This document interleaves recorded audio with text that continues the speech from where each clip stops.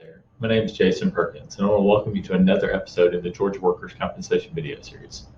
I'm an attorney who specializes in handling Georgia workers' compensation cases. I created this series of videos because I want to provide people who've been injured at work with helpful information about Georgia's workers' compensation law, the rules of Georgia workers' compensation, and the benefits available to people under Georgia's workers' compensation law. Today, I want to talk to you about what sort of injuries are covered by workers' compensation. The basic rule of workers' compensation is that it covers injuries that happen to you on the job or work-related injuries. This can include all sorts of injuries. For example, you might suffer a fall at work and get injured. You might be injured in an on-the-job car accident, or you might be lifting something and suffer an injury like hurting your back. So workers' compensation is set up where it's supposed to cover all those types of injuries, basically any work-related injury that you suffer on the job.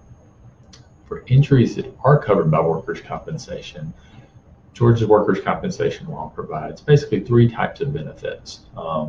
It provides lost wage benefits called temporary total disability or temporary partial disability. It provides medical benefits that's paying for the medical treatment and testing you need for your injury with certain authorized doctors.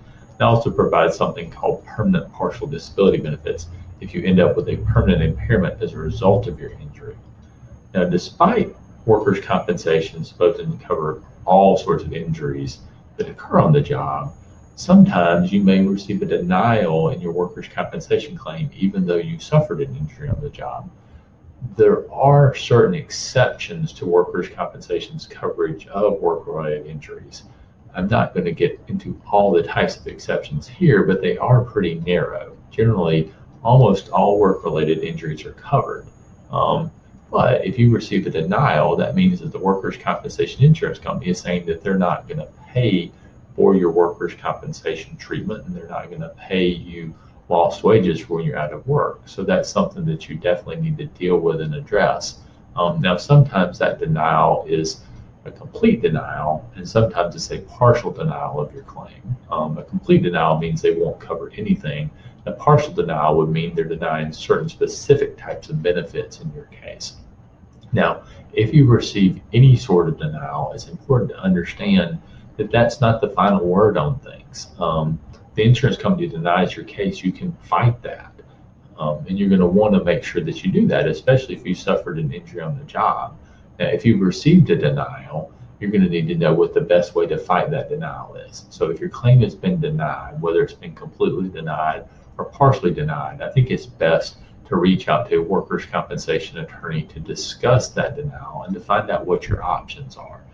I'd encourage you to schedule a free consultation with one so that it doesn't cost you anything to talk about what your options are, and then you can make a decision about whether it makes sense to hire the attorney to help you out with your workers' compensation claim. I hope you found this video about what sort of injuries workers' compensation covers helpful. If you have, please let me know that. The best way you can do that is by liking this video or giving it a thumbs up. And if you want to view more videos from the Georgia Workers' Compensation video series, I'd encourage you to visit our Perkins Studdard Workers' Compensation channel on YouTube. You can view all the videos from the Georgia Workers' Compensation video series there, and you can also subscribe to that channel to be notified of future videos as they come out.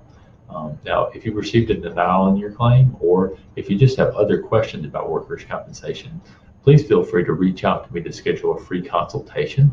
There's two easy ways that you can set up a free consultation with me. One is by calling the phone number at the bottom of the screen, and the other is by visiting our website, which is www.perkinslawtalk.com, and completing and submitting our free consultation request form there.